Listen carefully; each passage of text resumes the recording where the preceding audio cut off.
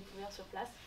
Et on a également un pôle formation où on organise différentes formations sur l'interreligieux, les religions, la laïcité.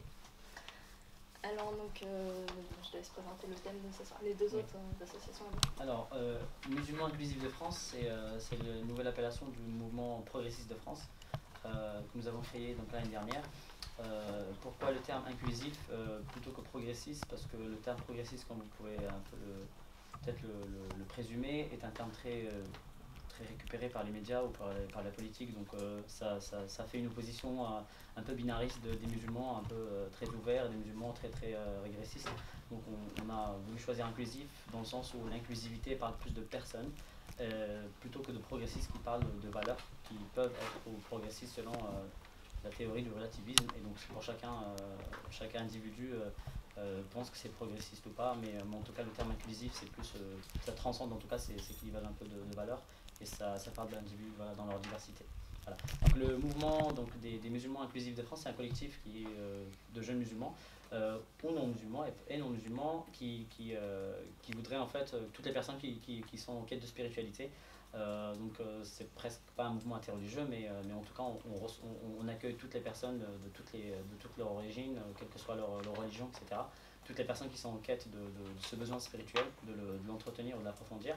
Nos identités ou nos branches, c'est vraiment l'inclusivité au sens large, donc l'inclusivité des personnes dans leur diversité au sens large, donc sexuelle, philosophique, culturelle, ethnique, donc religieuse, spirituelle. Donc nous luttons pour l'autonomisation des personnes, leur donner des outils qui vont leur permettre dans le terme empowerment, donc pas vraiment rien à voir avec l'autonomisation stricte sensu, mais dans un sens large, pour qu'il y ait plus d'interconnexion entre les individus, pour dépasser ces clivages binaristes un peu essentialisants que nous avons l'habitude de voir. Dans la religion, le but aussi c'est de relire en fait notre théologie, l'héritage islamique, donc à l'aune des valeurs universelles, pour un islam éclairé, respectueux des individus, et pour lutter contre toutes les formes d'invisibilisation des individus, pour lutter contre tous les discours et les lectures théologiques qui sont soit misogynes, soit homophobes, qui sont un peu allergiques à toutes les minorités, quelles que soient les minorités religieuses par exemple, etc. Voilà, donc c'est vraiment le but de l'association.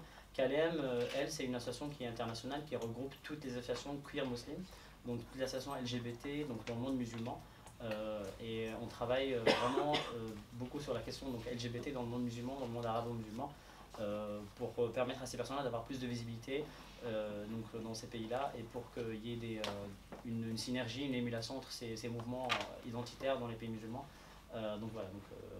Et on est évidemment intimement lié au mouvement des Muslim for Progressive Values qu'Annie préside donc aux États-Unis, qui est un mouvement international qui a eu récemment un avis consultatif auprès de l'ONU.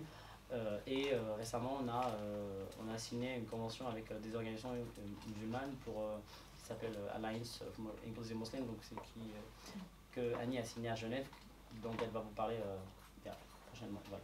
Donc on va lancer le thème de la conférence, c'est le féminisme, regard croisé des féminismes et le féminin dans la religion. Féministe, donc quand on parle de féminisme dans la religion, c'est vraiment la théologie féministe, elle est intimement liée à toute cette partie de la théologie de la libération, donc tous ces mouvements qui sont nés dans les pays musulmans, qui sont intimement liés donc aux droits des femmes dans la religion. Par féminisme, je n'utilise jamais le singulier, on utilise souvent le pluriel, donc féminisme, parce qu'il y a des femmes, il y a des féminismes qui sont dans des contextes différents, socioculturels, économiques, religieux, philosophiques, politiques. Et chaque pays, chaque féminisme a sa spécificité, sa particularité. Donc, et bien que nous ayons en fait une vision un peu opaque de ces féminismes qui existent un peu partout dans le monde, il y a quand même, dans les religions en tout cas, il y a une interdépendance entre ces mouvements, et c'est le thème de la journée de cette conférence, c'est vraiment savoir, un peu palper quelles sont ces similitudes entre les mouvements féministes et l'interprétation, la représentation du féminin dans la religion, les rôles des femmes dans la religion, du féminin dans la religion.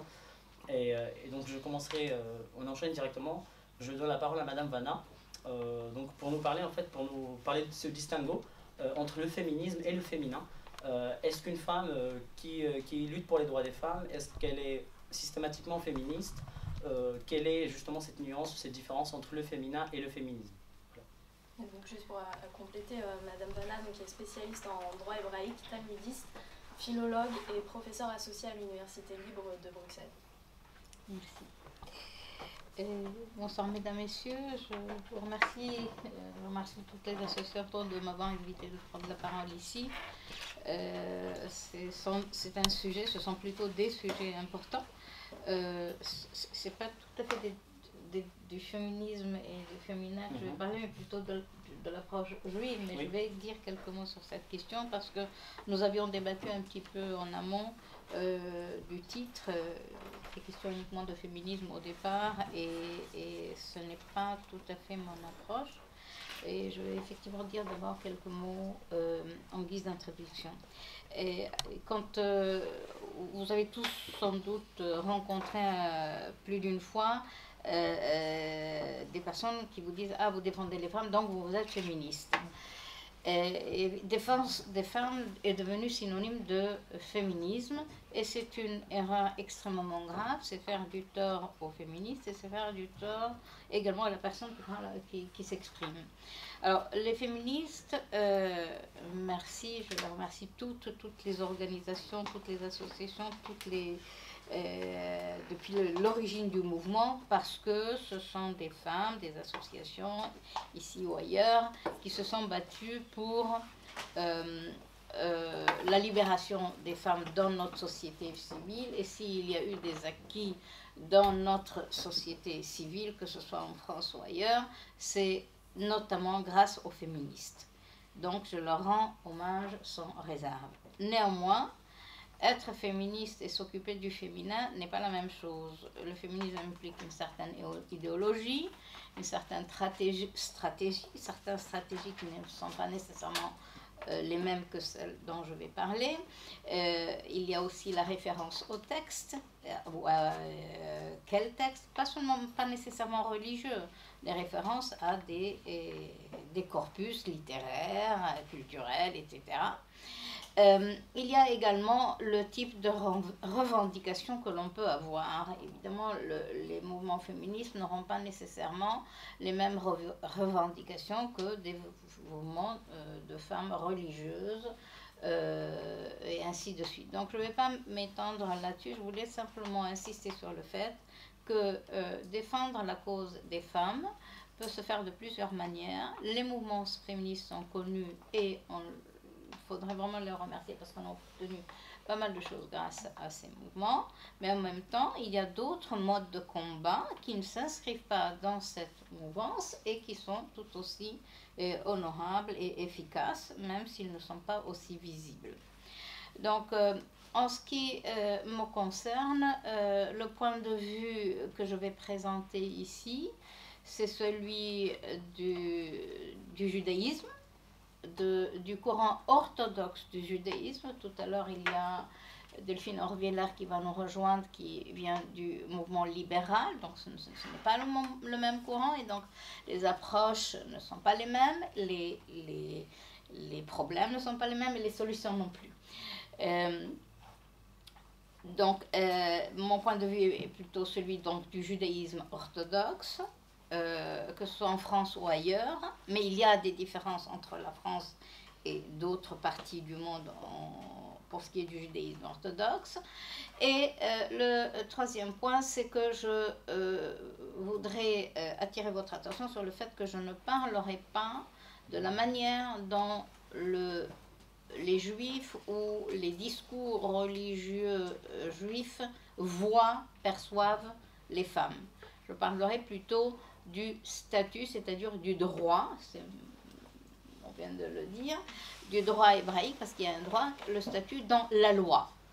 Étant entendu que la loi est peut-être ce qu'elle est, mais elle n'est pas nécessairement appliquée, c'est également ce qui se passe dans nos sociétés civiles. Et il est très important pour moi, lorsque je parle de religion, et quelle que soit la religion, qu'on établisse la différence entre ce que dit le droit de la dite religion, quelle que soit la religion, et le discours qui n'est pas nécessairement législatif, qui est également formulé en direction des femmes.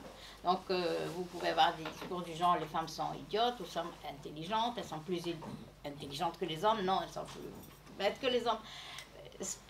Ce n'est pas de ça que je veux parler, et de toute façon, dans le judaïsme, ça prête peu à conséquence, dans la mesure où c'est la loi, la halakha, c'est le terme qu'il faudrait peut-être retenir ce soir, la halakha, la loi qui détermine les choses. Néanmoins, comme je vais le montrer, il y a des écarts entre la loi qui est parfois bien formulée et son application sur le terrain. Comme je répète, dans nos sociétés, nous avons un droit magnifique qui dit égalité de salaire entre hommes et femmes. Ce n'est pas encore acquis, pourtant la loi y est. Donc ce n'est pas pour être apologétique, c'est simplement pour attirer votre attention sur le fait que les religions, et en l'espèce le judaïsme, peuvent avoir des attitudes en avance paradoxalement, ou en retrait par rapport à la société dans laquelle on vit, et l'écart avec ce qui se passe réellement dans la vie quotidienne doit être mesuré. Donc il ne faut pas confondre ces choses, et si nous réfléchissons bien à ces questions dans toutes les religions, peut-être pourrons-nous aborder les problèmes d'une autre manière et agir également d'une autre manière. Donc, je ne parlerai que du droit hébraïque. Alors, quand on parle du droit, eh bien, il faut s'attarder et il faut se poser la question dans quel domaine. Évidemment, le droit ne va pas s'exprimer de la même manière avec les mêmes outils lorsqu'on parle de la sphère privée ou de la sphère publique, de l'espace religieux ou de l'espace non religieux, des fonctions profanes ou des fonctions religieuses, du mariage, du divorce, etc. Donc, les domaines dans lesquels la religion, en l'espèce le judaïsme, va s'exprimer du point de vue du droit, ne sont pas, sont distincts, et les principes fondamentaux du droit sont également différents. Alors, prenons le premier exemple du mariage et du divorce. Peut-être, je ne sais pas, qui a entendu parler du scandale actuel? Qui lève le doigt? Ah, quand même pas mal, quelques personnes. Alors, le mariage et le divorce. Le mariage et le divorce, en fait, depuis quelque temps, je choque mon public, probablement vous aussi, en disant il n'y a pas de mariage ni de divorce, ni dans le judaïsme, et pardonnez-moi, dans l'islam non plus. Et je vais m'expliquer. Parce que quand on parle de mariage, on parle, c'est la définition juridique. Hein, et il s'agit de deux personnes qui sont égales, qui vont se présenter devant une instance objective, qui, elle, va déclarer le couple marié.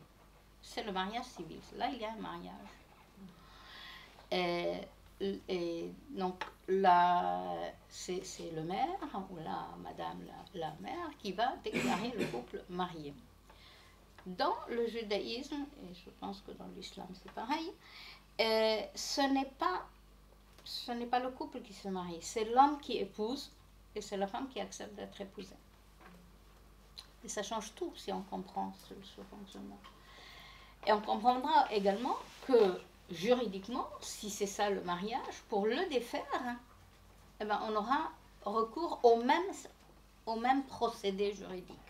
Donc, pour divorcer, il faut qu'une instance objective, et c'est ça la définition du divorce, en l'espèce, dans notre pays, le tribunal de grande instance, ou plutôt le tribunal des affaires familiales, le juge des affaires familiales, le JAF, et qui va prononcer le divorce, puisque c'est l'instance objective, le maire qui a marié, donc c'est une autre instance de la même République qui va prononcer la séparation. C'est la logique juridique. Dans le judaïsme, comme c'est l'homme qui épouse et c'est la femme qui est épousée, dans l'acte légal du mariage, c'est l'homme qui dit « je te sanctifie, je te sanctifie à moi, selon la loi de Moïse et Israël », et la femme, soit elle accepte, soit elle refuse. ce n'est pas un mariage forcé, mais elle ne peut pas faire cet acte. Elle ne peut pas épouser, elle ne peut qu'acquiescer, accepter d'être épousée. Vous comprenez que logiquement, il en va de même dans l'autre sens, c'est-à-dire qu'on va vouloir défaire ce lien. Le lien sera unilatéral. Ce n'est que l'homme qui a scellé le mariage qui pourra le défaire. Et donc, c'est l'homme qui ne divorce pas. Pas de divorce, ça ne peut pas s'appeler divorce. C'est une répudiation, comme dans l'islam. Il s'agit d'une répudiation.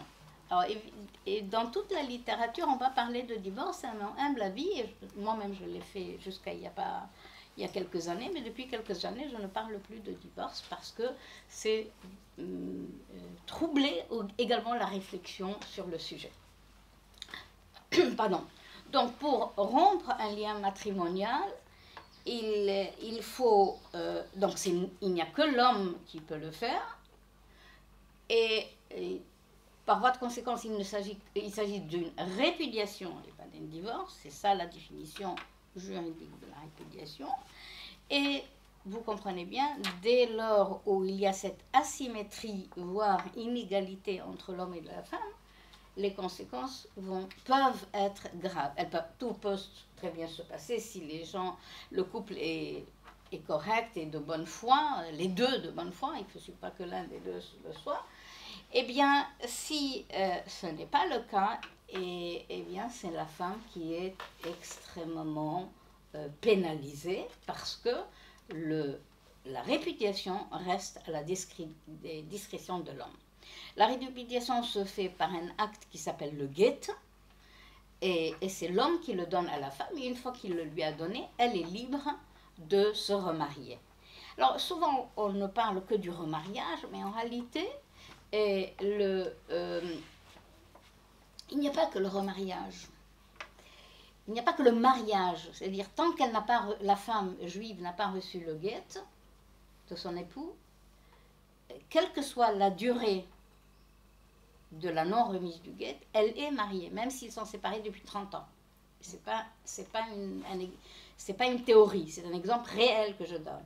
Il y a quelqu'un qui est mort en prison, 34 ans, il n'a pas donné le guet à la femme, elle a été libérée de lui quand il est mort. Elle n'a pas eu son guet. Donc, tant que la femme n'a pas eu ce guet, même s'il y a une séparation de corps, et vous voyez la différence avec la loi française, s'il y a une séparation de corps, au bout d'un certain nombre d'années, le tribunal va prononcer le divorce du couple, qu'il le veuille ou non. S'il y a un des deux qui le demande, bien évidemment. Il faut une demande, bien sûr. Donc, il suffit qu'il y ait un certain nombre d'années de séparation. Ce n'est pas du tout le cas dans le judaïsme. Dans le judaïsme, quel que soit le nombre d'années qui s'écoulent entre la séparation de corps et le guet, la femme reste mariée et donc elle ne peut pas se remarier et tant qu'il ne lui a pas donné le guet. Mais comme je commençais à le dire, il n'y a pas que le mariage, parce que tant qu'elle n'a pas le guet, elle est en fait une épouse d'un monsieur X, Y. Eh bien, elle ne peut avoir aucun rapport d'aucun type avec un autre homme. C'est-à-dire, elle ne peut pas, comment dirais-je, fréquenter un autre homme, même si elle ne se marie pas avec lui. Elle ne peut pas avoir une vie sentimentale, elle ne peut pas avoir une vie sexuelle. Tout ceci est interdit tant qu'elle n'est pas libérée du lien matrimonial avec son époux. Donc en fait, on focalise la question souvent sur la question du mariage, mais il n'y a pas que le mariage. D'ailleurs, il y a un article que j'ai rédigé suite à un colloque qui va sortir dans un mois. Il est déjà sous presse, que j'ai intitulé, justement en réfléchissant sur la question du guet, que j'ai intitulé la confiscation du corps de la femme. C'est-à-dire, tant que le guet n'est pas remis, le corps de la femme est confisqué par son époux, parce qu'il y a une exclusivité de la relation entre l'homme et la femme. Et là, c'est une asymétrie et une plus qu'une asymétrie, vraiment un déséquilibre total, parce que l'homme, dans la même situation, est libre. En tout cas, de jure. Juridiquement, il est libre, parce que la polygynie de jure n'est pas interdite. Juridiquement, elle n'est pas interdite. Elle est interdite par notre République, Dieu merci. Mais si de facto, un homme devient bigame ou polygame, il n'est pas sanctionné par la loi juive, même s'il n'y a pas une sanction réelle devant des tribunaux. Et la loi ne prévoit pas de sanction. Alors pour la femme, il y en a une. La sanction, c'est que si elle passe outre les lois, ces règles, et qu'elle a un enfant ou des enfants, ces enfants seront mamzerim, mamzer au pluriel mamzerim, et ce sont des enfants qui sont à un statut terrible dans le judaïsme. Donc la relation de la femme avec un autre homme, si elle passe outre la loi, eh bien va générer une descendance qui sera stigmatisée, pas une génération, mais des générations entières. C'est un statut terrible. On le traduit par bâtard, et c'est une traduction inexacte. Il n'y a pas d'enfant bâtard dans le judaïsme. Même une fille, si elle est libre et qu'elle n'est non mariée, je précise, et qu'elle a un enfant hors mariage, l'enfant n'est pas bâtard selon le judaïsme. Donc l'enfant mamzer, si vous voulez, est un enfant juif à part entière, mais il est stigmatisé par des lois que je n'aurai pas le temps de développer ici. Donc, pour ce qui est du mariage et du divorce, vous voyez bien, il y a épousailles, dans un sens, et il y a répudiation. Et s'il y a eu le scandale dont vous avez entendu parler ces derniers mois, c'est parce que justement, comme le divorce, la répudiation, le guet est laissé à la discrétion de l'homme, eh bien, l'homme est conscient qu'il a une arme terrible contre la femme. Alors, je dois dire que c'était un problème, c'est un problème qui existe depuis toujours, mais c'est un problème qu'on ne rencontrait que dans des cas particuliers, dans des cas isolés. Le problème au XXe siècle, avec la laïcité, la sécularisation des sociétés, les agnostiques, les non-croyants, etc., eh bien, le religieux ne le retient plus. Et donc, ce qui était respecté il y a encore un siècle ne l'est plus aujourd'hui, étant donné les mutations de la société de manière générale et de la société juive également. Donc, si vous voulez, cette utilisation du guet comme une arme contre la femme est un phénomène relativement récent, mais c'est un phénomène, ce ne sont plus des actes isolés, et c'est là ma bataille en fait depuis quelques décennies, bataille que je n'ai pas gagnée, je vais mourir sans doute sans l'avoir gagnée, mais peut-être laisserai-je un petit quelque chose à mes successeurs. C'est un phénomène qui est inquiétant, et les instances religieuses refusent de le voir comme un phénomène et le traiter comme un phénomène. On continue à le traiter comme au cas par cas, alors qu'on est loin de là. Donc, ce qui s'est passé, et je ne parlerai pas de l'histoire elle-même, mais de la typologie, c'est que comme l'homme sait qu'il détient une arme terrible contre la femme, eh bien, il va lui dire, si tu veux ton guet, ben, paye-moi. Et donc, il y a des négociations. Il n'y a pas de négociations toujours, il y a des pressions. Parfois, il y a même des rabbins qui se prêtent au jeu, et c'est ce que je dénonce également. Et au risque de me faire très mal voir par pas mal de personnes, mais bon, l'honnêteté intellectuelle, c'est cela aussi, de prendre le risque de se voir maltraité. Et donc, le problème, donc, c'est un phénomène, c'est devenu un phénomène de société qui n'est pas traité aujourd'hui en milieu orthodoxe, parce que Delphine Olveda, dans son courant, c'est différent. Dans le milieu orthodoxe, dans le monde entier, pas seulement à Paris, en France, le problème n'est pas donc traité en tant que phénomène, et on continue à le traiter au cas par cas, et ça donne lieu justement à des dérives du genre d'exigence de sommes faramineuses, soit du mari récalcitrant lui-même, soit sous le regard, voire la complicité de certains rabbins. Ce problème est particulièrement complexe selon les pays, parce que la législation civile peut influencer dans le bon ou le mauvais sens de la solution. Et donc, en France, Dieu merci, nous avons une séparation entre la religion et l'État, et ça a beaucoup de... C'est très positif, à mon humble avis, pour les religions de manière générale. Et donc, les femmes peuvent saisir les instances civiles pour agir sur l'homme. Le problème, c'est que on a une juridiction magnifique, mais en même temps, on a une laïcité un petit peu rigide. Et la frontière entre le religieux et le non-religieux dans ces cas-là n'est pas toujours évidente à établir, et certains juges refusent d'y mettre le petit doigt. Je le dis autrement.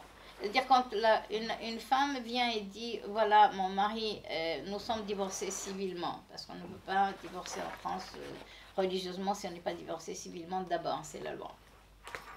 Eh bien, mon mari, ça fait 4, 5 ans, 6 ans, 10 ans, ne refuse de me donner le guet. Moi, je m'adresse au juge et je demande qu'il fasse injonction de donner le guet, sinon, ou à défaut qu'il paye une astreinte journalière de telle somme, et qu'il me paye des dommages à intérêt pour tout le préjudice moral que j'ai subi. Eh bien, on peut se trouver face à un juge qui dit, Madame, Monsieur, ça c'est du religieux, ça ne me regarde pas, allez voir vos rabbins.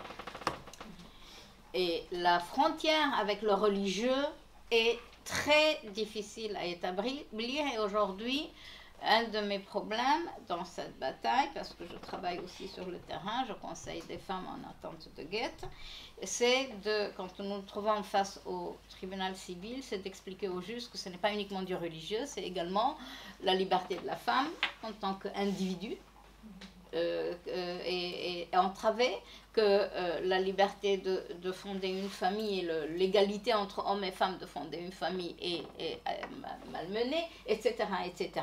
Donc là, il y a tout un travail à faire, et on ne sait même pas par quel bout le prendre, parce que c'est très compliqué, non pas du point de vue du droit, mais parce que nous avons une approche un peu particulière et une manière de voir la séparation entre le religieux et le non-religieux en France qui est vraiment spécifique à la France, qui a ses avantages, mais qui a aussi ses faiblesses. Alors, je passe maintenant à un autre domaine, la femme dans l'espace religieux ou non religieux. Alors, il faut opérer une distinction entre l'espace et les fonctions, c'est-à-dire quelle est la place de l'homme et de la femme dans un espace synagogal, par exemple, et quelle est la place de l'homme et de la femme l'espace est occupé par un public qui accomplit un acte religieux, ce qui n'est pas la même chose. C'est-à-dire, si vous voulez, dans une synagogue, on peut avoir une conférence. On peut inviter quelqu'un, il peut donner une conférence dans la synagogue. À ce moment-là, la synagogue, en fait, devient une sorte de salle de conférence. Mais faut-il donc dans cet espace-là s'organiser de la même manière que s'il y avait un office religieux qui s'y déroulait? Et tout, c'est le problème. Il y a un gros problème ici, à nouveau, mes amis libéraux ne l'ont pas. Puisqu'il y a mixité, et dans l'espace religieux et l'espace synagogal orthodoxe, les hommes sont séparés des femmes. Alors, la question de la séparation physique n'est pas problématique en tant que telle si elle ne générait pas elle-même d'autres problèmes. En général, dans les synagogues orthodoxes, les hommes sont assis au rez-de-chaussée et les femmes dans les étages. Donc tout ça provoque des inégalités d'un autre ordre qui n'est pas seulement spatial et géographique. Le point le plus important, à mon humble avis, et prioritaire, n'est pas la mixité ou la non-mixité, c'est l'implication refusée aux femmes dans le milieu orthodoxe, une implication dans la liturgie. Alors, il y a des actes que pour le moment peuvent être discutés et discutables si une femme peut l'accomplir. Mais il y a des domaines où ce n'est pas le cas. Ce sont des actes religieux qu'elles peuvent accomplir, mais qui leur sont quand même refusés. Et l'exemple est celui de la lecture de la Torah. Vous savez que chaque samedi, lundi, jeudi et samedi, il y a une lecture publique de la Torah dans la synagogue. Et cette lecture publique se fait par des hommes. Or, d'après la loi juive, il n'y a aucune interdiction à ce que ce soit des femmes qui la fassent, mais jusqu'à présent, on le refusait aux femmes. Mais d'un point de vue juridique, du droit hébraïque, il n'y a pas d'interdiction. Alors, évidemment, ce qui va se passer, c'est qu'on aura les femmes ou les hommes qui veulent que les femmes lisent la Torah vont se trouver face à d'autres qui vont dire on ne l'a jamais fait, ça fait longtemps, ça fait des siècles qu'on ne l'a pas fait, donc on ne le fait pas. Oui, mais l'autre camp va dire mais la loi le permet. Pourquoi est-ce qu'on ne réactive pas, si vous permettez cette expression empruntée à l'informatique, pourquoi ne pas réactiver la loi qui, effectivement, n'a pas été appliquée jusqu'à présent? Eh bien, on aura une tension entre ces deux types de discours, grosso modo, et aujourd'hui, dans le monde, enfin depuis une trentaine d'années à peu près, il y a beaucoup de groupes de femmes aux États-Unis, en Israël, en Angleterre, qui lisent la Torah. Je parle de milieu orthodoxe. Ça n'a rien d'extraordinaire chez les libéraux, mais chez nous c'est extraordinaire. Qui vont lire la Torah, soit entre elles, dans des groupes féminins. Personnellement, je suis hostile à cette formule. Et d'autres dans un groupe mixte, hommes-femmes. Mais curieusement, la mixité n'est pas géographique, elle est uniquement pour la lecture. C'est-à-dire, il y a une séparation hommes-femmes, mais les femmes participent à la lecture. Alors pourquoi je suis hostile à la première solution? Parce que, à mon humble avis, c'est une exclusion supplémentaire des femmes. C'est-à-dire, le but n'est pas de se séparer des hommes, c'est que les hommes et les femmes se retrouvent ensemble dans cette même quête, en regardant dans la même direction pour faire la même prière vers le même Dieu en lequel on croit. Donc, et ça, ceci n'est pas perçu de la même manière par tout le monde. J'ai organisé la première lecture de la Torah par les femmes orthodoxes il y a 1 an et demi. C'était la première en France, dans l'histoire de la France.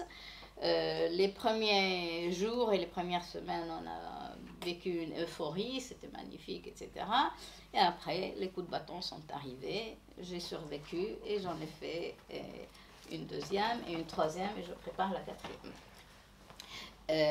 Alors évidemment, je reçois les mêmes critiques. Ah, mais il y a des hommes qui écoutent les femmes prier. Ah, mais s'il n'y avait que des femmes, ce serait bien. Et s'il n'y avait rien du tout, ce serait encore mieux. Donc, bref, pensons à La Fontaine. Il a écrit une fable très intéressante à ce sujet. Voilà, on ne peut pas plaire à tout le monde et il faut avancer. Madame Donc, Vanna, je oui. vais juste vous couper la parole. Oui. Je reviendrai vers vous par la suite pour parler de la place de la femme dans l'espace religieux. Oui, Donc stricto sensu, je passerai la parole à Madame Ansopa pour en fait pour D'accord. l'Église. Là. Donc pour l'Église en fait catholique, pour le magistère de l'Église catholique. parce que, certaines- excusez-moi, Oui. il y a les fonctions et la place dans l'espace religieux. Encore D'accord, deux ok. points. Donc, Parfait, je note. Madame Ansopa, en fait, pour le magistère de l'Église catholique, en fait, certaines luttes féminines, en fait, ou certaines luttes féministes, remettent en cause, en fait, dit l'Église, la tradition, enfin les traditions de l'Église. Comment vous percevez-vous, en fait, cette résistance, en fait, à cette introduction de la femme dans ces luttes, ou ce féminisme chrétien naissant? Quelle est votre perception par rapport à cette résistance du patriarcat, en fait, chrétien? Juste pour préciser, pour vous présenter un peu aussi, vous êtes donc bibliste spécialisée dans la vulgarisation biblique, cofondatrice du comité de la jupe et de la conférence catholique des baptisés francophones. Merci. Bon, je vais tâcher d'être très synthétique pour qu'on puisse écouter Annie et reprendre notre débat qui s'annonce très riche. Pour l'Église catholique, il y a une égalité de dignité entre les hommes et les femmes. Foncièrement, sous le regard de Dieu, il y a cette égalité, mais dans la pratique, il y a des discriminations. Et le féminisme actuel, émancipateur de la société civile, est plutôt mal vu dans l'Église catholique, même franchement mal vu. Et l'Église catholique, au sens de l'institution, parce que l'Église c'est tous les fidèles, mais au sens de l'institution, cette Église oppose un féminisme qu'elle contrôle. Donc il y a une parole institutionnelle sur la femme, mais qui est un discours exclusivement masculin. C'est bien ça qu'il faut comprendre. Il y a une exaltation très forte de la place de la femme, de sa grandeur, de ses mérites, de tout ce qu'elle peut faire, mais à condition que ce soit l'homme qui en décide et que ce ne soit pas la femme qui le dise. Voilà le théorème fondamental qui nous éclaire quand on a besoin de s'y retrouver dans la sphère catholique. Donc un féminisme contrôlé par le magistère et qui a été extrêmement puissant sous le pontificat de Jean-Paul II. Parce qu'il faut dire que l'Église catholique n'a pas légiféré beaucoup sur la question de la distinction et des responsabilités de l'homme et de la femme. Elle a suivi une culture traditionnelle, patriarcale.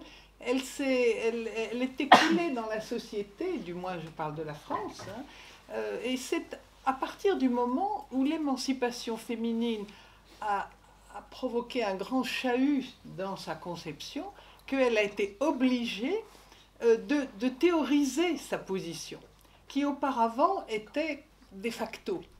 De facto, les femmes font ceci, les femmes ne font pas cela, etc. Bon. Et depuis Jean-Paul II, on a effectivement l'exaltation d'un féminisme catholique assez marqué, assez fort. Et il faut dire, et c'est ça qui me cause un grand problème, que ce féminisme a été pas mal entendu par les femmes catholiques et pas mal accepté, alors que c'est un féminisme qui les maintient dans une cage dorée. C'est ça, pour moi, c'est ça le drame. C'est que ce féminisme exalte une vocation particulière qui est la maternité. Effectivement, la vocation de la maternité pour le magistère catholique se fonderait sur les Écritures elles-mêmes, sur une interprétation que je considère comme fausse, et je ne suis pas la seule à le dire, mais une interprétation fausse du chapitre 2 du livre de la Genèse, qui dit « Il n'est pas bon que l'homme soit seul, il faut lui faire une aide qui lui soit assortie. » Et le problème est que le magistère catholique considère que le mot « homme » n'est pas bon que l'homme soit seul, considère que c'est l'homme masculin, alors que le terme hébreu Adam veut dire être humain. Or, ce que dit le Créateur dans ce texte-là, c'est qu'il n'est pas bon que l'être humain soit seul. Il faut lui faire une aide qui lui soit assortie. C'est-à-dire que l'homme masculin n'existe pas. Donc on ne peut pas prétendre que l'aide, c'est la femme. Il y a une surinterprétation du texte biblique. Vous voyez, l'aide ne peut être que l'autre. Le fait que l'humanité soit plurielle. C'est à partir de ce moment-là qu'il faut comprendre l'injonction du Créateur à la différence. Donc, ça n'est pas plus l'homme que la femme qui est l'aide, c'est le fait qu'ils soient deux et que mutuellement ils se secourent dans les difficultés et surtout qu'ils échangent par la parole. Voilà vraiment la grande divergence, si vous voulez, entre le magistère et les biblistes et les courants féminins contemporains qui disent mais pas du tout, la femme n'a pas une vocation particulière à être, parce qu'elle aiderait, elle serait plus volontiers mère, ça n'est pas du tout ça, c'est l'existence de l'autre qui fonde le besoin d'être aidé et la possibilité d'être aidé. Voilà. Donc le magistère, et ça c'est Jean-Paul II, c'est Jean-Paul II qui a créé ça, a développé une conception selon laquelle il y aurait un enracinement scripturaire, donc dans les Écritures elles-mêmes, de cette soi-disant vocation particulière de la femme. Et c'est ce que moi, personnellement, je récuse, ainsi que beaucoup de femmes, mais il faut aussi bien savoir qu'un certain nombre de femmes ne voient pas le problème et sont extrêmement satisfaites du différentialisme catholique proposé par le magistère. Voilà. Donc ça, c'est la situation que je vous décris. Et il va de soi, je le dirai en 2 ou 3 phrases, il va de soi que les Écritures ne cautionnent pas cette orientation du magistère.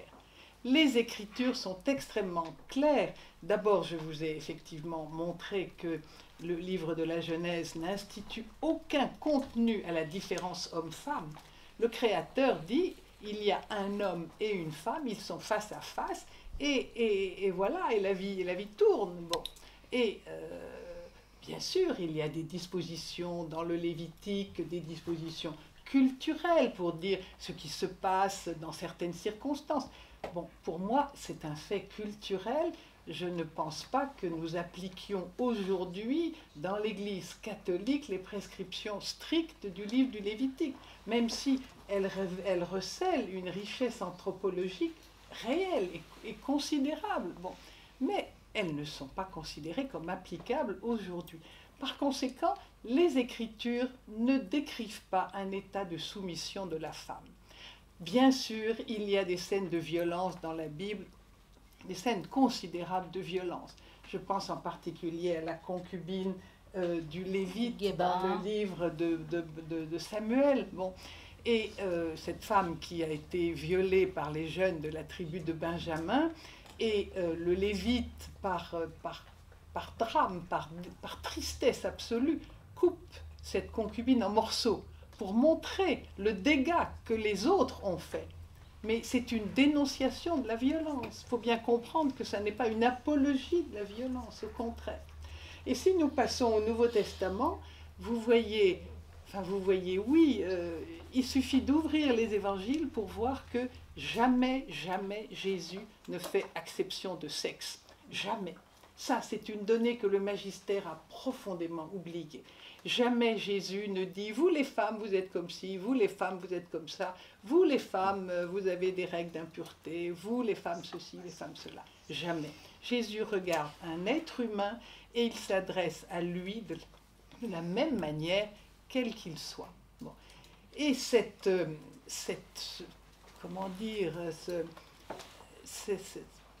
conception si moderne de Jésus est bien mieux entendue dans la société civile que dans sa propre Église.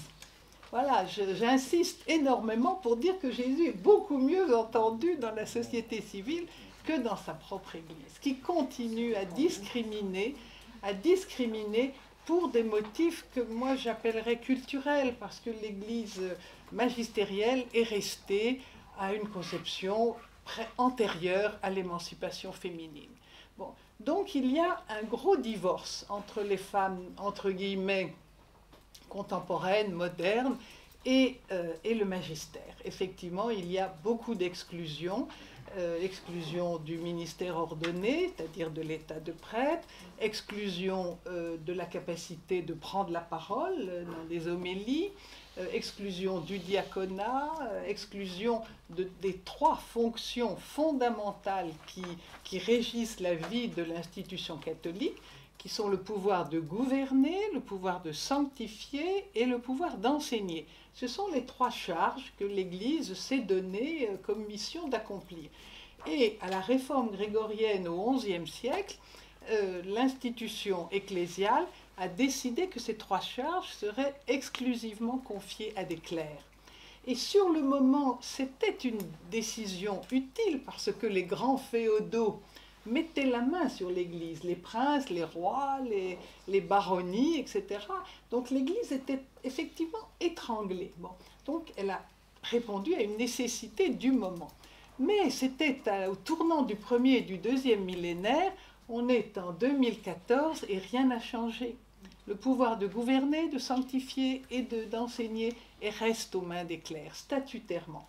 Alors le pape François a effectivement dit qu'il fallait dissocier les trois charges et l'exercice du ministère ordonné, c'est-à-dire la fonction de prêtre. C'est-à-dire, ça n'est pas parce qu'on est prêtre qu'on est les seuls à pouvoir gouverner, sanctifier, enseigner. Voilà effectivement la disjonction qu'il faudrait pouvoir opérer, de manière à ce que les femmes accèdent à plus de responsabilités dans l'Église. Bon. Alors personnellement, au comité de la jupe que j'ai créé il y a maintenant 5 ans, 6 ans, nous militons pour une égalité plénière de droits entre les hommes et les femmes. Égalité plénière, même si nous ne sommes pas convaincus que l'accès des femmes au ministère ordonné soit aujourd'hui la décision la plus urgente et la plus indispensable. Nous ne le pensons pas parce que la fonction de prêtre traverse une crise et nous pensons de manière un peu cavalière, un peu insolente, que le job étant en crise, ça n'est pas le moment d'y mettre des femmes. Voilà, c'est une position un peu hautaine, mais un peu provocante et que je pense profondément vraie. Je crois que les femmes doivent s'orienter vers des ministères nouveaux parce qu'il faut répondre aux besoins de nos contemporains. Par contre, nous militons extrêmement activement pour un droit à la parole, un droit au gouvernement, un droit à la prédication. C'est monstrueusement choquant qu'en 2015, les femmes ne puissent pas diriger la prière comme effectivement Annie va nous en parler. Bon, je trouve qu'il y a là une survivance archaïque et l'Église institutionnelle s'arc-boute sur ce que j'appelle des privilèges et rien d'autre, sur une situation conservatrice. C'est dommage parce que beaucoup de dossiers sont prêts à être traités. Par exemple, le diaconat féminin qui a ses lettres de noblesse dans le Nouveau Testament. Or, le dossier ne bouge pas alors qu'il pourrait bouger. Bon. Donc, il y a des décisions que j'appelle cosmétiques. On crée une version féminine de l'Osservatore Romano et on y met une femme. Bon. Mais qu'est-ce que c'est que le féminin séparé du masculin? Qu'est-ce que ça veut dire? Ça veut rien dire. Enfin, pour moi. Hein. Vous voyez, ça veut rien dire. Alors, je vous ai dit l'essentiel sur la situation de l'Église catholique. J'ajoute que les mouvements féministes, ils sont très mal vus, très mal considérés. Je connais énormément de femmes qui disent « ce n'est pas que je sois féministe, mais… » Et j'ai envie de leur dire « et pourquoi ce serait mal que vous soyez féministe? Quel mal y a-t-il à cela ?» Bon. Et je dois dire, pour conclure, que la situation est encore plus subtile qu'on ne le croit. C'est que l'Église institutionnelle catholique fait très grand usage du féminin. Très, très grand usage du féminin. Je dirais même qu'il y a une usurpation des qualités traditionnellement reconnues aux femmes, culturellement datées. il y a une usurpation par le magistère de ces qualités dites féminines. Par exemple, on encourage, tout ça c'est des critères de genre, hein, de culture, hein. On encourage la douceur, l'esprit pacifique, la non-agression, le côté réceptif. Vous savez, toute la spiritualité chrétienne s'est construite sur des valeurs féminines, c'est-à-dire sur des critères de genre féminins. Bon. Regardez, lisez les grands écrits d'un Saint Bernard.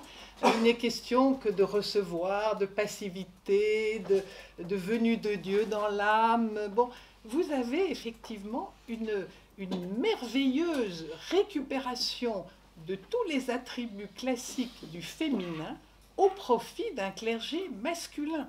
C'est extraordinaire comme coup de force.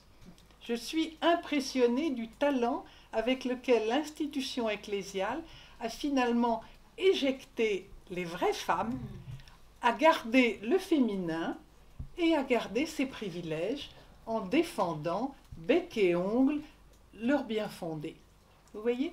Donc, aujourd'hui, les dissociations actuelles de femmes féminins sont extrêmement suspectées dans l'Église catholique. Elles font une peur bleue. Elles font une peur bleue parce que le magistère voudrait que les femmes aient les qualités classiques du féminin, tout en continuant, eux, magistère, à utiliser les qualités dites féminines. Voilà. J'en conclus, comme Anthony l'a d'ailleurs fait observer, que c'est le masculin qui est d'une certaine manière en crise dans l'Église catholique. Oui, c'est ma thèse. Enfin, est-ce que je déforme ce que tu avais dit, hein? On pourrait dire que le masculin est en crise dans l'Église catholique, tellement il a été subverti par des qualités traditionnellement féminines. Voilà. Voilà. Bon, j'espère avoir dit l'essentiel. Ça ouvre notre débat. On le reprendra, je pense. Merci Madame pour votre intervention. Je reviens donc à Annie pour d'un point de vue islamique, féminisme islamique.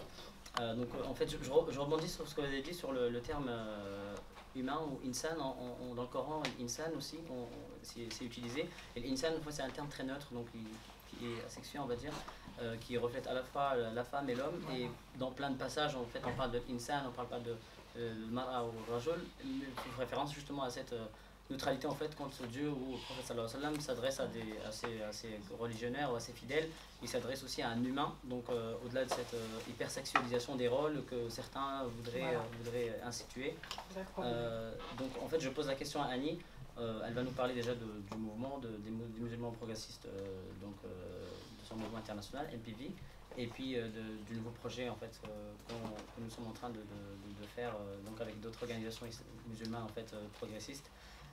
Annie, could you please just speak us about the project, Muslim Progressive Values, and then all the projects which are running now, and then your vision of ijtihad and Islamic feminism. Thank you.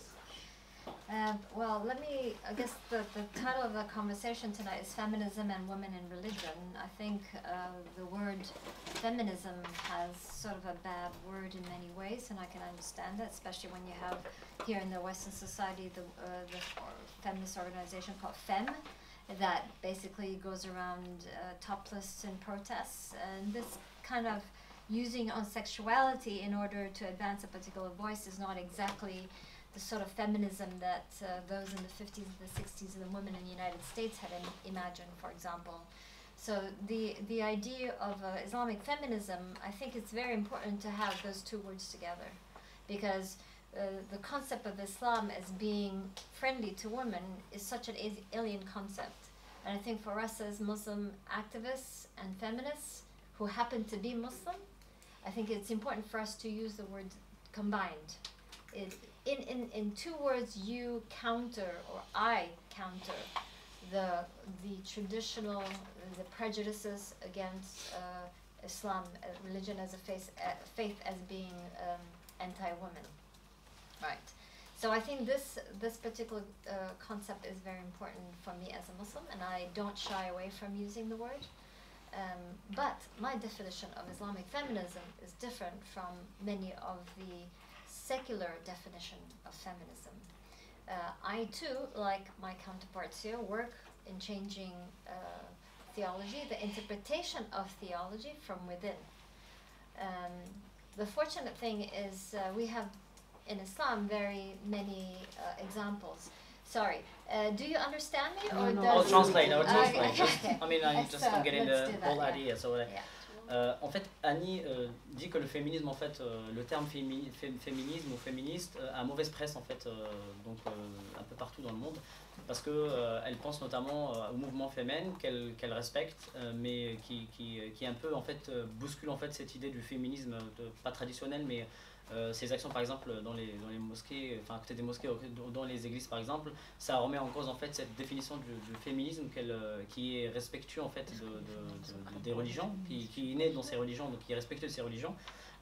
Et puis elle dit que elle revendique en fait haut et fort cette combinaison en fait être féministe, défendre les droits des femmes, mais aussi être musulmane, cette combinaison de ces deux altérité ou identité, elle le revendiquait haut et fort, elle n'a pas honte de le dire, et qu'en fait, en relisant en fait la théologie ou l'islam, l'héritage islamique, elle dit que l'islam est par essence en fait c'est une religion qui instille ou distille en fait cette égalité ou cette lutte contre la misogynie, etc. Parce que dans le Coran, il y a aussi plein de versets, parce qu'elle a fait un travail aussi sur la théologie, plein de versets où Dieu dit que l'homme est égal à la femme dans les tâches, etc. et que l'homme doit mutuellement s'aider avec sa femme, etc. Donc voilà, il y a cette notion de l'islam women-friendly, voilà, qui respecte le droit de la femme ou l'égalité. Et elle a deux conceptions, elle fait la différence entre deux conceptions, donc la conception donc séculaire, laïque, féminisme laïque, séculaire, dans les pays musulmans ou ailleurs, mais en tout cas de musulmanes qui sont laïques et musulmanes qui sont orthodoxes ou qui revendiquent cette notion d'islam, mais dont les musulmans et qui veulent toujours garder cette étiquette, voilà, féministe musulman. Voilà. Okay. That was very long. I hope that it was. Okay. All right. So let's step away from label, because this is just labels. I think what is more important than labels is what we do and what we say. And so for me as an activist in the Muslim community, I'm advocating for the reinterpretation of Islam towards a more egalitarian practice of Islam, which is rooted in our tradition. Okay. Ok, fine. Elle a dit qu'en fait qu'il fallait prendre du recul par rapport au label en fait, parce que le label dans son général, féminisme ou islamiste ou islamique ou féminisme musulman, etc. Il faut prendre du recul par rapport à ces notions-là parce qu'elles peuvent être récupérées, surtout quand on est femme et quand on travaille sur les droits des femmes dans l'islam. Elle, son travail aussi, c'est de relire en fait tout l'héritage islamique et la théologie islamique pour rendre hommage en fait à ces lectures qui sont féministes ou à des lectures qui sont respectueuses des femmes en tant qu'individus, en tant qu'humains, et pas seulement en tant qu'un rôle dans lequel on voudrait les caser. Voilà. So if I was going to say, often enough, we in the activist world and the Islamic feminism, where we always often use Prophet Muhammad as an example, as a feminist, before the word feminism existed, because what he was advocating for was women's rights, pure and simple. He advocated for for example, during that time they used to bury girls upon birth, because in the tribal society where Islam was born, the value of a woman, of a girl, was less than that of a man. So Okay. Alors Annie dit que le prophète alayhi salam, Mohammed, il était féministe. Voilà, je pense que ça pourrait choquer certains traditionnalistes. Était féministe dans le sens où il était venu avec ses enseignements à une époque où la société en fait païenne en Arabie était très très machiste. Il y a même, on appelle ça en arabe le wa'd, les femmes ou les filles en fait elles étaient enterrées vivantes parce que c'était un déshonneur pour la famille. Donc il faut voir en fait le progrès dans ce qu'a ramené en fait le prophète paix sur lui. Il faut voir ce progrès là et le transposer maintenant avec l'aune des valeurs qu'on a actuellement. I think a lot of the misunderstanding and interpretation of the women's rights is also due to the fact that we Muslims don't know our rights, especially the women. So in the particular case of marriage, because that was an example, the marriage is basically a contract between the man and the woman. And the Muslim woman actually has to consent to her marriage. No ifs and buts. Muslim women don't even know that. Muslim women now don't even know that. They actually, no, I'm sorry, I'm using my theology. So, okay. So Muslim women don't even know that because they think that the father and the man has the right to give them away. But there's a misinterpretation that because it's not the father's right, the father, just like the father walks down the aisle to give the girl to the groom at the church, it's the same concept. The man, the father walks down the girl. But at the end of the day, the consent, I agree to marry this man, is actually the girl. And this is clear in the Quran. So the fact that the father is marrying off the girl without the consent of the woman right now in Islam, and the fact that the mahr from which the woman, the bride, is supposed to receive goes to the father, this is pure and simple selling your child, which is un-Islamic. Right? Do you want to say that? Ok, fine. I have things to wrap up. En fait, le premier point, c'est de vraiment mettre l'accent sur le fait que la régression ou la situation un peu calamiteuse des droits des femmes ou des femmes dans les sociétés musulmanes vient du fait que ces femmes-là ignorent en fait leur tradition ou la tradition de leur religion ou la lecture de leur religion, de leur héritage. Dans le Coran, il n'est écrit nulle part que la femme, par exemple, ce sont les parents ou le père qui reçoit par exemple le mahr, c'est qu'il a dot. Il n'est écrit nulle part, donc ça serait dire que les parents vendent leur fille en fait pendant le mariage à quelqu'un, chose qui serait anti-islamique en soi. Et puis en fait, le fait que le mariage aussi dans l'islam, c'est pas contrairement à la chrétienté, au christianisme, c'est pas c'est pas un sacrement en fait, c'est un contrat social. Donc c'est un contrat social entre deux individus avec des témoins, avec une dot qui reste symbolique. Donc c'est vraiment mettre l'accent sur cet assentiment qui est nécessaire entre deux personnes. Donc effectivement c'est l'homme qui demande donc la main de la femme. Ça c'est une tradition culturelle qu'on a qui est invétérée, qu'on a immortalisée parce qu'il y a le discours patriarcal, mais il faut revenir à la source. Tout à l'heure Annie me soufflait à l'oreille que Khadija alayhi salam, la première femme du prophète, c'est elle qui a pris l'initiative donc de demander à la femme du prophète alayhi salam. Donc là un exemple qui transcende en fait qui va au-delà de cette culture machiste et qui nous montre qu'il faut revenir aux sources, ces sources-là qui sont donc très, très égalitaires. Voilà. So, and I really blame a lot of the fact that we as Muslims, here in the West, we are a lot more educated than the Muslims in the Muslim world, right? And the problem is they don't want you to be educated about the true tradition of Islam or the real teachings of the Quran. So what they do is they misinform us. Not just the women, but all the Muslim population.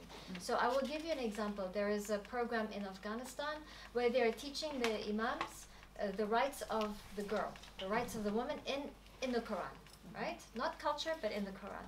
And the precondition is that they have to give in the khutbah, in the sermon, they have to teach their congregation in the small villages in Afghanistan the rights of the women in marriage. And the beautiful story about this is that the fathers that were in the audience in this Friday prayer, some of them were in tears because they didn't realize that what they had done to their daughter was actually against the teachings of the Quran. So just say that, don't add anything to it. Yes.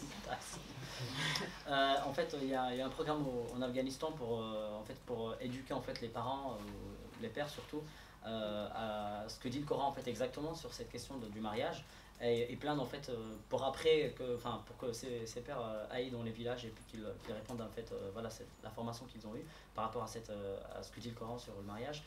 Et il s'est avéré qu'il y a des pères qui se sont retrouvés en larmes puisque en fait ils retrouvaient justement l'essence du texte et donc qui est totalement contraire à la loi qui a été instituée par les talibans ou même par le précédent gouvernement.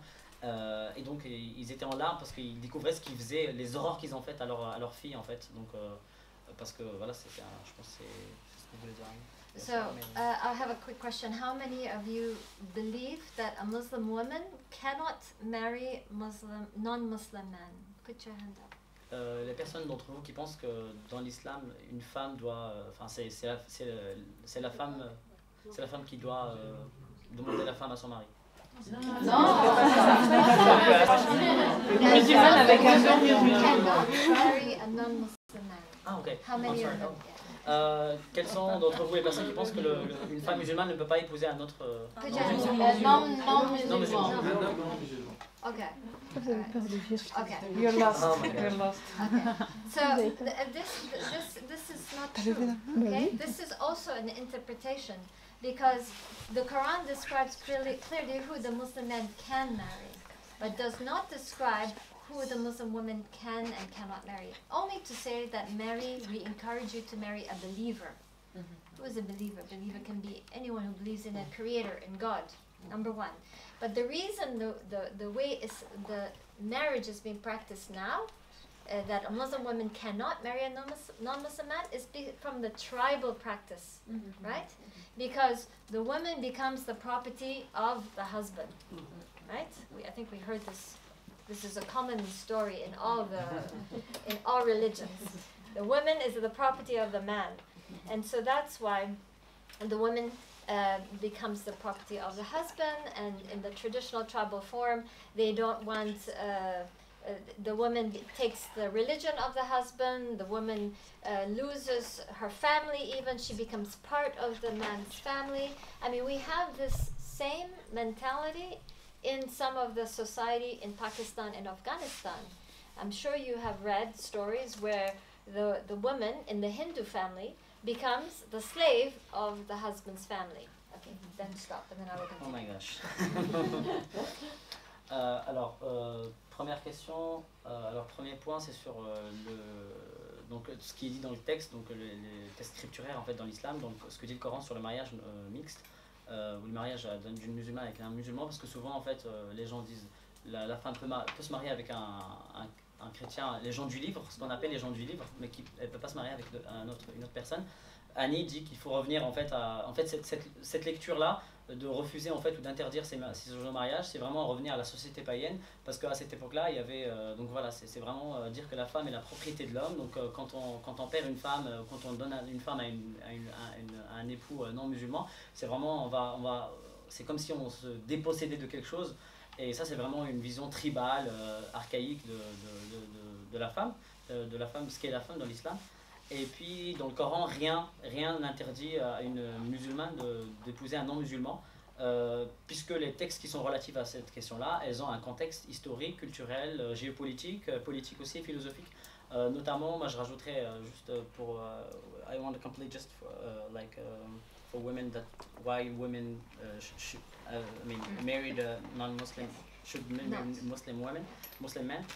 Parce que dans l'islam en fait il y a la période mécoise et la période médinoise. En fait les femmes quand elles émigraient en fait vers Médine pour fuir justement, quand elles se convertissaient, en fait le prophète ou le Coran disait qu'une musulmane elle conseillait aux musulmanes de d'épouser un musulman parce qu'elle fuyait en fait sa famille d'origine, parce que les familles en fait païennes venaient réclamer leurs filles en fait, parce qu'elles les considéraient comme des propriétés, venaient réclamer leurs filles au prophète. Donc voilà, donc le fait qu'elles soient mariées, donc en fait cette possession en fait, ou cette possessivité en fait, ou ce recours à cette possessivité en fait s'annule. Voilà, donc j'estime que, j'espère que je résume bien. So I think that the concept that the whole marriage thing is about having children, about propagating, increasing the population of Muslims in the early days, right? But they also say, traditional, not in the Quran, that the child they want the child to become Muslim. But the thing is, in the contemporary world, when women are working, women are marrying outside the faith and marrying non-Muslim, more often than not, the child is actually Muslim. And this, I agree with the Jewish tradition, is like the child will take the mother's religion, because this is the most likely scenario. Alors en fait à l'époque, certains disent en fait les hommes, les femmes doivent se marier avec des musulmans parce que à l'époque c'était une minorité, donc pour s'agrandir en fait la communauté musulmane avait besoin de ces mariages là. Mais à l'époque, à notre époque, une femme en fait, donc puisqu'elle c'est elle qui est devenue donc femme capable, et elle travaille, etc. Donc puisque c'est elle qui fait aussi, sur lequel repose ses transmissions, voilà. En fait, elle dit qu'il y a une similitude avec la loi juive, puisque dans la loi juive, c'est la mère qui transmet, et donc il n'y a aucune peur en fait à ce que la femme ne dispense pas d'enseignement religieux à son enfant, chose qui est donc combattue par la tradition. So that's just a small snippet about just marriage and the right of women in this case. But I want to talk about the women imam because I also lead prayer. And for us in the Muslims for Progressive community, we encourage women to lead prayer, as well as, of course, men and LGBT. It doesn't matter. We are inclusive and we encourage everyone to be equal. We think that spiritual equality is very, very important. Because the fact that in many of the traditional thinking in the Muslim community is that because women cannot lead prayer, we are, in some of the hadith, we are below that. We are the equal value of a donkey, okay? And this doesn't really bode respect for women. And so this is the mentality, right? But this is not the Quran, this is cultural. And so, so what we do is we believe that the spiritual equality will promote true egalitarian values and thinking amongst Muslims. And the beautiful thing is that we don't have to we are not reinventing Islam. We are going back to the tradition of Islam because the first imama was appointed by Prophet Muhammad. Okay, so no one can argue with us about this. They know it. The scholars of Islam, they know it. That's why they cannot argue with us on it. So many things that we do in our progressive Muslim community, like the inclusive of homosexuality, for example, is because there is no punishment for homosexuality in the Quran. Prophet Muhammad never punished homosexuals or transgender.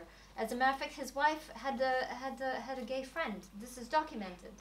So we really believe that Islam, which is said many times, is about justice. You cannot have justice if people are treated unjustly. You cannot have peace without justice.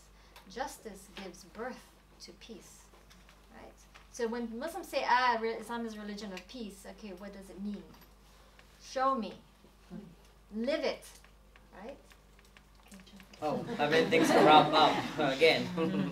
Alors, grosso modo, en fait, le mouvement de NPV, enfin, musulman, Inclusive Muslim, yeah, sure. Donc, le but n'est pas de réinventer l'islam ou de réformer l'islam ou de réinventer un autre Coran.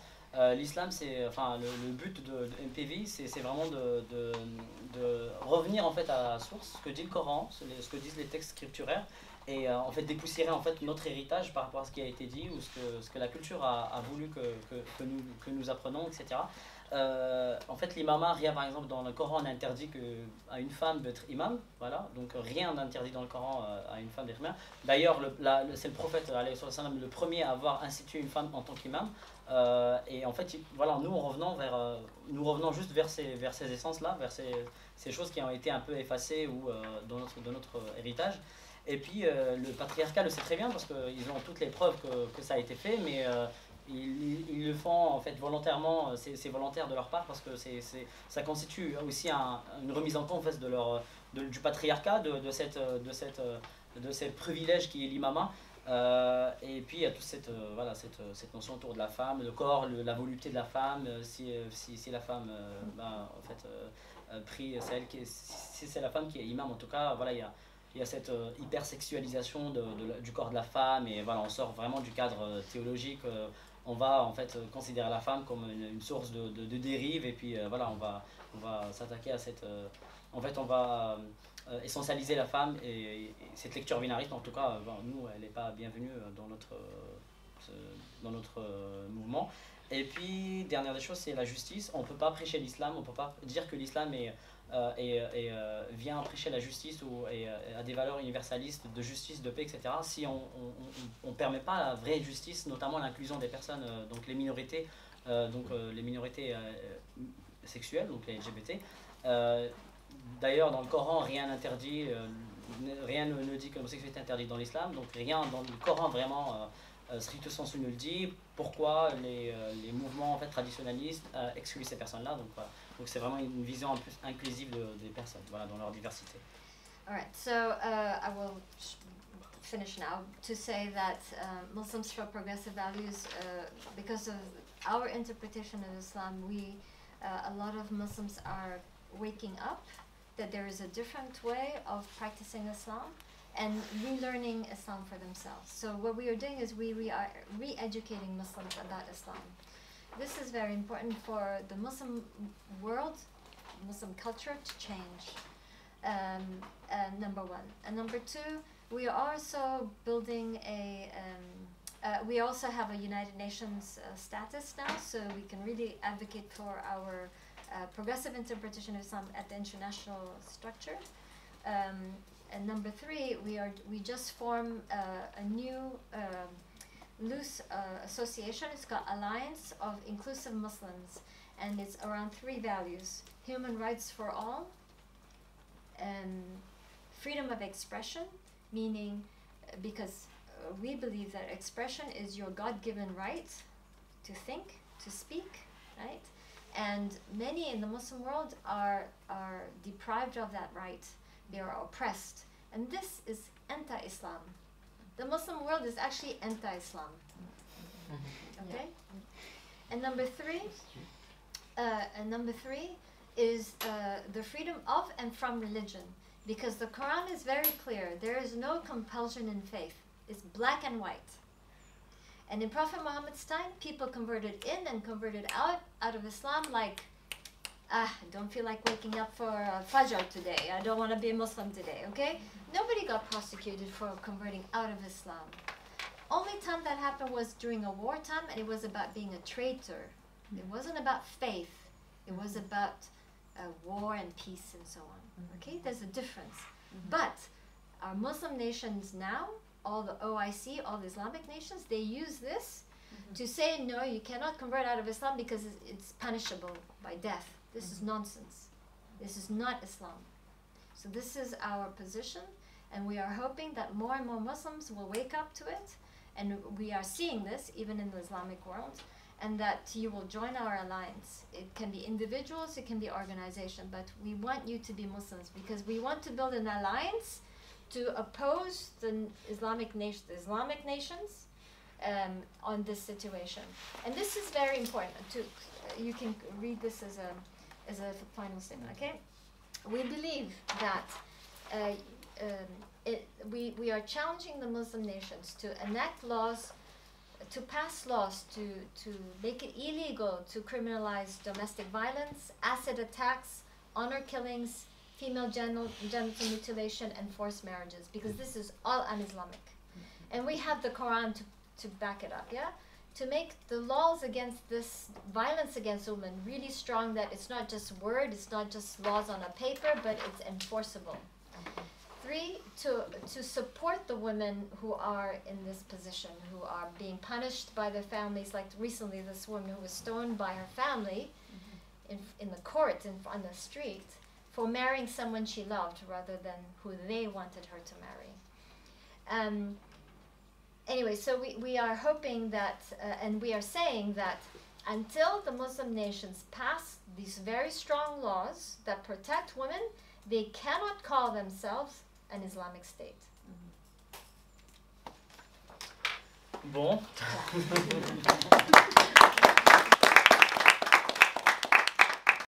Alors, en fait, good luck. Thank you very much, Annie.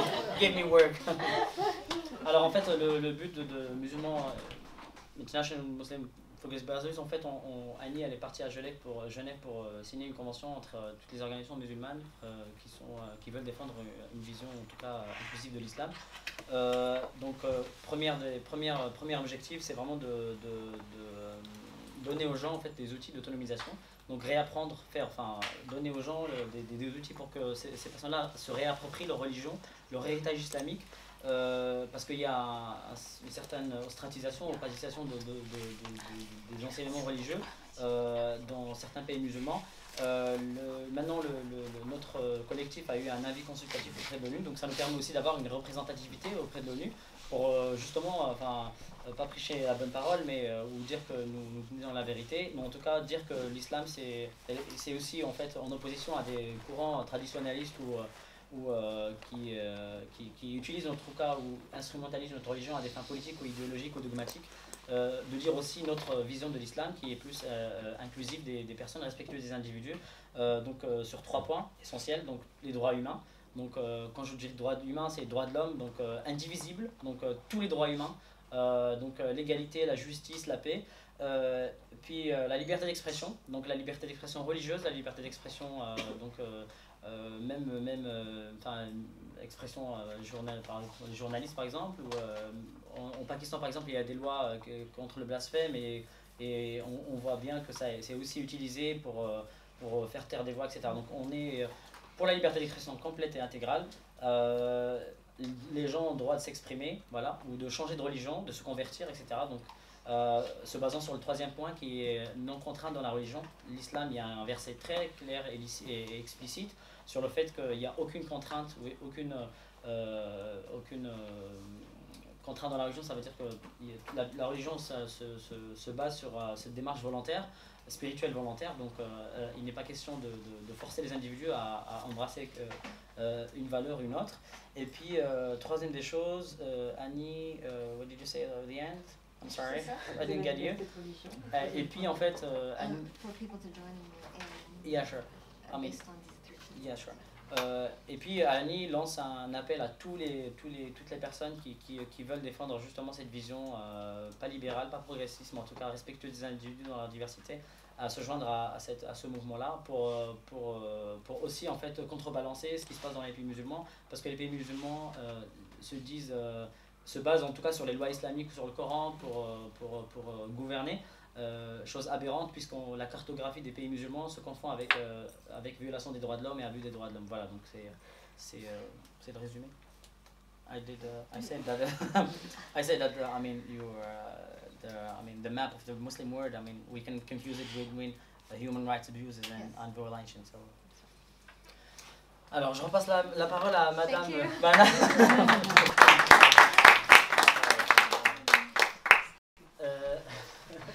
Madame Vanna, je vous repasse la parole. Je voudrais en fait savoir, par rapport aux fonctions, justement, par rapport à l'imama, par rapport au rabbinat. J'espère que Madame Orviller va nous rejoindre. Par rapport à, en fait, aux femmes, à l'ordination des femmes aux synagogues, quelle est votre, en fait, votre position par rapport à la mixité, par rapport aux femmes en fait, de rabbins? Quelle est votre position par rapport à une femme, par exemple, juive qui prendra des fonctions hiérarchiques très supérieures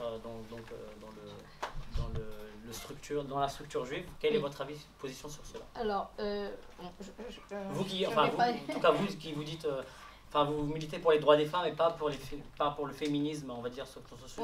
Oui, d'abord, je voudrais revenir juste sur une remarque sur le féminisme. Il n'y a pas honte d'être féministe. Non, il n'y a pas de honte, mais si on ne l'est pas, on ne l'est pas. Bien sûr.